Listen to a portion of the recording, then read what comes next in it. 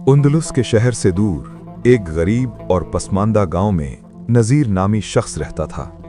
बज़ाहिर वो एक कामयाब आदमी समझा जाता था, क्योंकि शहर में उसका एक होटल था जिससे वो खूब पैसा कमाता था। दूर दराज इलाकों से आने वाले मुसाफिर उसके होटल में ठहरते ज़रूर थे, मगर इसकी वजह उसकी नेकी नहीं बल्कि मजबूरी थी। नज़ीर का मकसद सिर्फ पैसा कमाना था। इंसानियत, हमदर्दी और अखलाक उसके लिए कोई मानी नहीं रखते थे। नज़ीर के 2 भाई और भी थे जो दूसरे गांव में रहते थे, मगर वो उसके मिजाज और हिर्स की वजह से उससे दूर ही रहते थे। उसके घर में एक बूढ़ी माँ थी जो हर सुबह लरसती आवाज में उसके लिए दुआएं करती, मगर नज़ीर के दिल में माँ की उन दुआओं की कोई कदर न थी।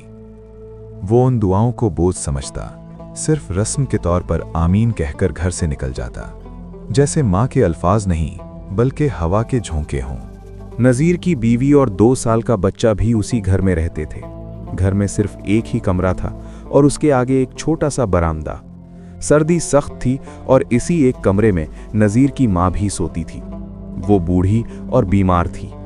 रात के वक्त जब भी उसकी आंख खुलती वो जोर जोर से खांसती, इतनी खांसी कि पूरा कमरा गूंज उठता। कभी वो पानी मांगती, कभी दवा, और कभी बस सांस संभालने की कोशिश करती रहती। नज़ीर किसी न किसी तरह माँ को बर्दाश्त कर रहा था।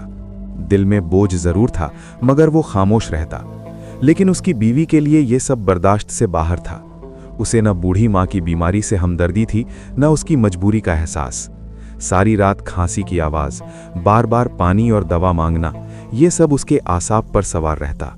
आहिस्ता आहिस्ता नज़ीर की बीवी के दिल में एक ही ख्याल जम गया कि इस बूढ़ी को किसी तरह कमरे से निकाला जाए। वो लेटी लेटी यही सोचती रहती और मौके की तलाश में रहती। एक रात जब नज़ीर की माँ फिर जोर से खांसती तो उसकी बीवी ने चुपके से अपने बच्चे पर चुटकी लगाई। बच्चा हड़बड़ा कर उठा और जोर जोर से रोने लगा। एक तरफ बूढ़ी माँ की ना रुकने वाली खांसी थी और दूसरी तरफ बच्चे की तेज चीखें। कमरा शोर से भर गया। खांसी और रोने की आवाजें एक साथ गूंजने लगीं। आखिरकार एक दिन नज़ीर की बीवी ने बात खुलकर कह दी, साहब, आपकी माँ सारी रात खांसती रहती हैं। क्या आपको अपने छोटे बच्चे का जरा सा भी एहसास नहीं? माँ जी जब खांसी के जोर से उठती हैं तो उसकी आवाज़ से बच्चा घबरा जाता है और रोने लगता है। या तो आप दूसरा कमरा बनवाएं या अपनी माँ के लिए अलग जगह का इंतजाम करें। मुझसे अब ये सब बर्दाश्त नहीं होता। मैं बच्चे को सुलाऊं या आपकी माँ को? ये बातें नज़ीर के दिल में कहीं ना कहीं उतर गईं। वो कुछ ना बोला, मगर खामोशी में सोचने लगा। बीवी के अल्फाज उसके दिमाग में गूंजते रहे। आहिस्ता आहिस्ता उसने भी माँ के लिए अलग जगह का ख्याल दिल में बिठा लिया। घर छोटा था, दूसरा कमरा बनाना मुमकिन नहीं था। बहुत सोच विचार के बाद एक दिन नज़ीर ने माँ से बात करने का फैसला किया। वो झिझकता हुआ उसके पास बैठा और आहिस्ता आवाज में बोला, अम्मा, मेरी बात शायद आपको बुरी लगे, मगर मैं मजबूर हूं। अगर आपको बुरा ना लगे तो कुछ दिन आप बरामदे में वक्त गुजार लें। कुछ दिन बाद मैं किसी तरह कमरे का इंतजाम कर लूंगा या साबिर के पास ले जाऊंगा। लिहाजा उसी दिन से माँ जी बाहर बरामदे में सोने लगी। रात भर सर्दी में कांपती रहीं। खांसी उन्हें चैन न लेने देती। ठंडी हवा उनके कमजोर जिस्म से टकराती और वो बार बार करवट बदलती रहती। न कोई पूछने वाला था, न संभालने वाला। वो सारी रात खांसती रहीं और शायद दिल ही दिल में अपनी मौत की दुआएं भी करती रहीं। एक रात नज़ीर बाहर आया तो देखा कि उसकी माँ बुरी तरह खांसती थी। उसने बगैर कुछ कहे एक बहुत पुराना सा कंबल उन पर डाल दिया, ऐसा कंबल जो खुद सर्दी रोकने के काबिल भी ना था। फिर वो वापस अंदर चला गया और जाकर सो गया। न उसे माँ की दवाइयों की फिक्र रही, न उनकी बीमारी का ख्याल, न ही सर्दी की शिद्दत का एहसास। लगता था कि वो माँ की खिदमत से तंग आ चुका था। चंद दिन इसी तरह गुजर गए। फिर एक दिन नज़ीर की बीवी ने एक और तरकीब सोची। उसने आहिस्ता आहिस्ता नज़ीर से कहा, साहब, आपके और भी भाई हैं, माँ जी को उनके पास ले जाएं। मैं खिदमत से नहीं डरती, लेकिन आप जानते हैं कि बच्चे ने मुझे बहुत परेशान कर रखा है।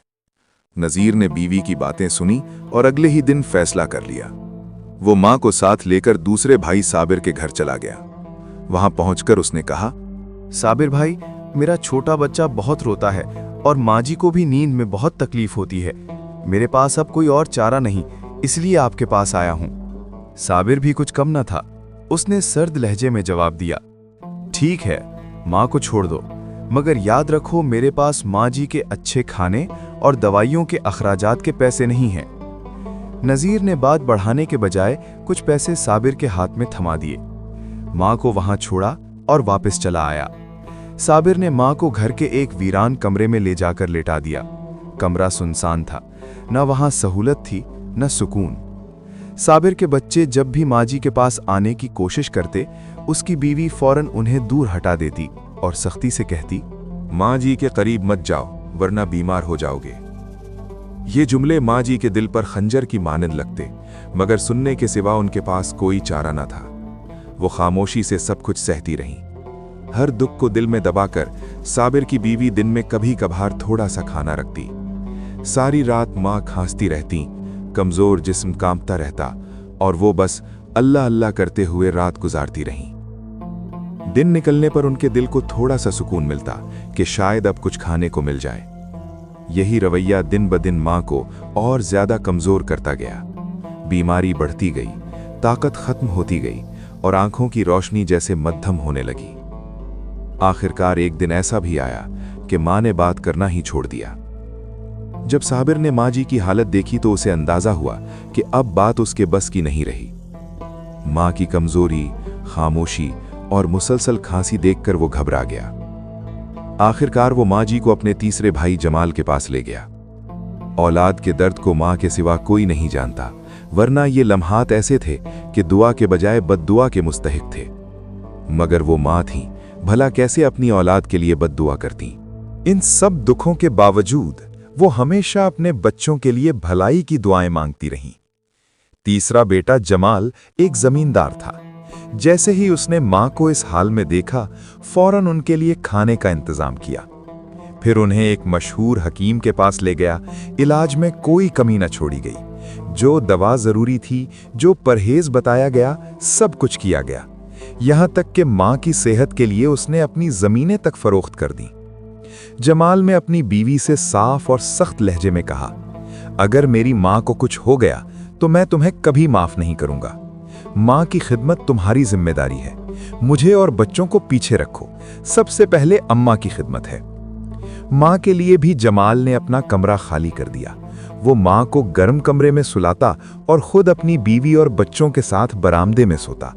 सारी रात माँ की खिदमत में खड़ा रहता। उसके लिए माँ सबसे अहम थी, बाकी सब बाद में। वक्त गुजरता रहा। माँ जी की तबीयत दिन ब दिन बेहतर होने लगी। कमजोरी आहिस्ता आहिस्ता कम हुई, खांसी में कमी आई और चंद ही दिनों बाद उन्होंने बातें करना भी शुरू कर दी। अब वो पहले की तरह खामोश नहीं रहती। सुबह से शाम तक जमाल और उसकी बीवी के लिए दिल से दुआएं देती। ऐसी दुआएं जो दिखावा नहीं बल्कि दिल की गहराइयों से निकलती थीं और जो सीधी आसमान तक पहुंचती महसूस होती थीं। वक्त गुजरता गया, महीने सालों में बदल गए और माँ जी इस घर में सुकून से रहने लगी। उन्हें वक्त पर खाना मिलता, दवा मिलती और सबसे बढ़कर इज्जत और तवज्जो नसीब हुई। मगर एक दिन अचानक माँ जी की तबीयत फिर खराब हो गई। 2-3 दिन तक हालत नाजुक रही। जमाल ने पूरी कोशिश की, मगर तकदीर को कुछ और ही मंजूर था। चंद दिन बाद माँ जी इस दुनिया से रुखसत हो गईं। जमाल बहुत रोया। वो जानता था कि माँ जी जैसा रिश्ता दुनिया में कहीं और नहीं मिलता। दिल टूट गया, मगर सब्र के सिवा कोई चारा न था। माँ के इंतकाल पर तीनों भाई जमाल, नज़ीर और साबिर कफन दफन में शरीक हुए। रसूमात अदा की गईं और माँ जी को सुपुर्दे खाक कर दिया गया। माँ की जिंदगी का बाब हमेशा के लिए बंद हो गया। जमाल ने माँ के इलाज में अपनी सारी जमीनें बेच दी थीं। अब उसके पास न जमीन रही न कोई जरिया आमदन। वो शख्स जो कभी एक जमींदार और बड़े बड़े जमीनों का मालिक था, अब खाली हाथ रह गया। दिन ब दिन हालात सख्त होते गए। घर का खर्च चलाना मुश्किल हो गया। यहां तक कि एक दिन ऐसा आया जब घर में खाने के लिए कुछ भी ना था। बच्चे भूख से निढाल होकर सो गए और जमाल खामोशी से उन्हें देखता रहा। अगले दिन जमाल ने फैसला किया। उसके पास अब सिर्फ एक ही कीमती चीज बची थी, उसका घोड़ा।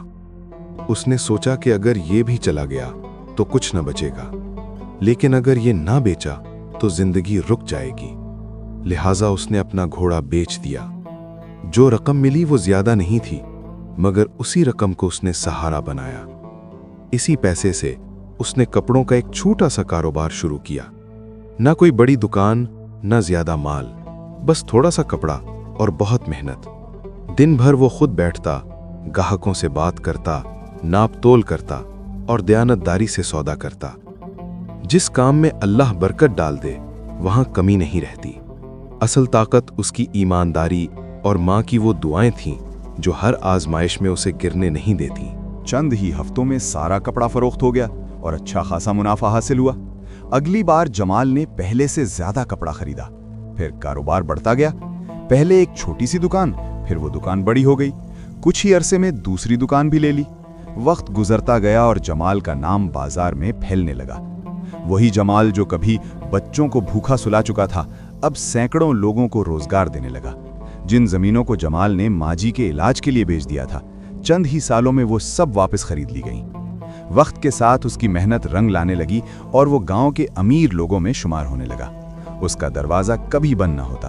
गरीब लोग उसके पास आते, सवाल करते और वो खाली हाथ किसी को वापस न लौटाता। दूसरी तरफ नजीर और साबिर के हालात बदल चुके थे। नजीर का वो कारोबार जो कभी उरूज पर था, अब मुकम्मल तौर पर खत्म हो गया। हकीकत ये थी कि जो कुछ चल रहा था वो उसकी अक्ल या तदबीर से नहीं, बल्कि माँ की दुआओं से चल रहा था। मगर उसने उन दुआओं की कदर न की और यूं अपनी जन्नत खुद ही किसी और के हवाले कर दी। नतीजा ये निकला कि उसका सब कुछ बिखर गया। दूसरा भाई भी रफ्ता रफ्ता एक एक टके का मोहताज हो गया। हालात यहां तक पहुंच गए कि आखिरकार दोनों भाई जमाल की दुकान में काम करने पर मजबूर हो गए। न मालिक बनकर, न शरीक बनकर, बल्कि बिल्कुल एक आम मजदूर की तरह। वही जमाल जिसके पास कभी कुछ न था, अब उनका सहारा बन गया। लोग हैरान थे। जमाल जिस चीज को हाथ लगाता वो बढ़ने लगती, जैसे सोना बन जाती हो। और दोनों भाई जो बनाए बनाए कामों में हाथ डालते वो भी खराब हो जाते। सबके दिल में एक ही सवाल था, क्या जमाल ज्यादा ज़हीन था? क्या वो ज्यादा पढ़ा लिखा था? असल हकीकत सब पर आहिस्ता आहिस्ता खुल गई। ये सब माँ की दुआओं का असर था जो दिल से निकली, और वो खिदमत जो जमाल और उसकी बीवी ने खुलूस के साथ की, इसी का सिला था। जमाल एक आलीशान घर में रहने लगा। शहर में उसने बेहतरीन घर खरीदा जहां सुकून, इज्जत और बरकत थी, जबकि दोनों भाई गांव के वही पुराने घर में रहते रहे। उनकी हालत दिन ब दिन खराब होती गई और जिंदगी पहले से भी ज्यादा मुश्किल हो गई। दोस्तों, ये कहानी शायद आपको सादा सी लगे, मगर इसके अंदर हमारे लिए एक बहुत बड़ा और गहरा सबक छुपा हुआ है। याद रखें, वालिदैन इस दुनिया की वो नायाब हस्तियां हैं जो जिंदगी में दोबारा किसी भी सूरत नहीं मिलती। वालिदैन की खिदमत और एहतराम जिंदगी में कामयाबी और बरकत का सबसे मजबूत रास्ता है। जो दिलो जान से माँ बाप की खिदमत करता है, उसकी दुआएं और बरकतें उसे हर आजमाइश में संभालती हैं। वालिदैन की कदर ना करने से जिंदगी में मुश्किलात और नाकामी आती हैं, जबकि खिदमत और कुर्बानी हमेशा अच्छे नताइज देती हैं। यही सबक है कि वालिदैन का हक अदा करना हमारी जिम्मेदारी और कामयाबी की कुंजी है। दोस्तों, ये सिर्फ कहानी नहीं, ये हकीकत है। अगर आपको ये कहानी पसंद आई हो तो लाइक करें और हमारे चैनल जन्नत जहां को सब्सक्राइब करना ना भूलें। अल्लाह आप सबको खुश रखे, सेहत दे और आपकी दुआएं कबूल फरमाए। आमीन। अल्लाह हाफिज।